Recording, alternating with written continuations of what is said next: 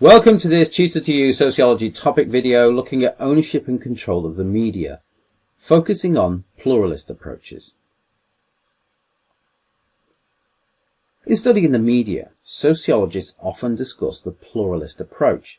But what is pluralism? Pluralism is an approach to the media that focuses on the wider range of media sources that are available to consumers, and how these different forms of media reflect the interests and needs of the audience. Whilst Marxist approaches focus on the concentration of media ownership into the hands of a few powerful groups, pluralists argue that media ownership is more diverse. They also argue that a range of viewpoints are promoted by these diverse media owners. As the audience for media has more choice, the owners and those that control the media will look to represent the views of the audience by offering content that meets the demands of their audience. Pluralists suggest that media, like any other product that is consumed, is driven by rational economics. If there is a demand for a specific type of content, then those who own and control the media will create that content.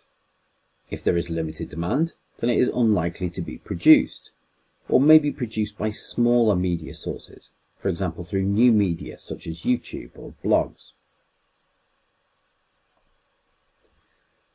Whale argues that the broad choice of media sources available means that there is something for everyone, and that all of the different social groups, political ideologies and key demographics are catered for.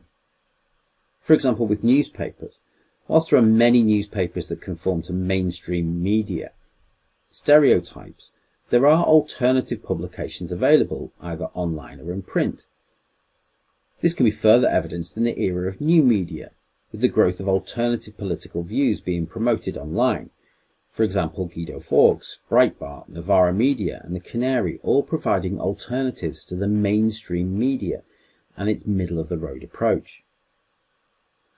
Whilst these will not be as popular as traditional forms of media such as the Daily Mail, the Sun or the Mirror, they do cater for those with alternative political views, and in contemporary society they are growing in popularity, which reflects the pluralist view that media is created as a result of public interest.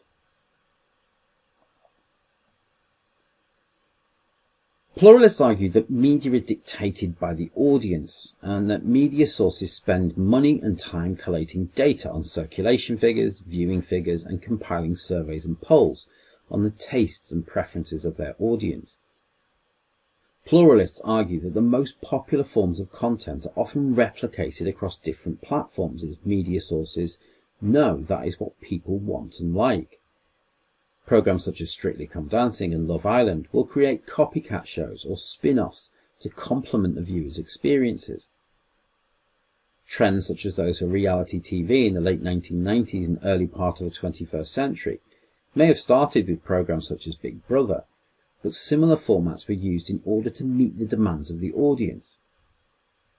One of the main reasons for this demand-led approach is that media sources are often based on either advertising revenue or income from subscriptions. If people don't get what they want, then revenue decreases as people turn off or stop buying the publication. Media is a demand-led business, and owners and those in control of the media focus on creating content that will meet those demands and be profitable. Pluralists argue that the media is democratic. It is based upon the choices that people make about what they watch or what they read or what they listen to. Media sources look to reflect the social demographics of society. In new media, this is even more important as subscription services and social media platforms are based upon revenues earned. And if there is no audience, there is no revenue, and so popular programming is promoted. Commercial television is reliant upon advertising, and so if viewing figures for a program are low, advertisers will not pay to advertise their product when that program is on. Media is also perceived as democratic as it promotes aspects of popular culture. Iconic moments in history or scenes from TV dramas and comedy become part of the cultural framework. Even unexpected moments can become memes in the world of social media, and this reflects pluralist ideas that the audience dictates content, and to a certain extent creates it.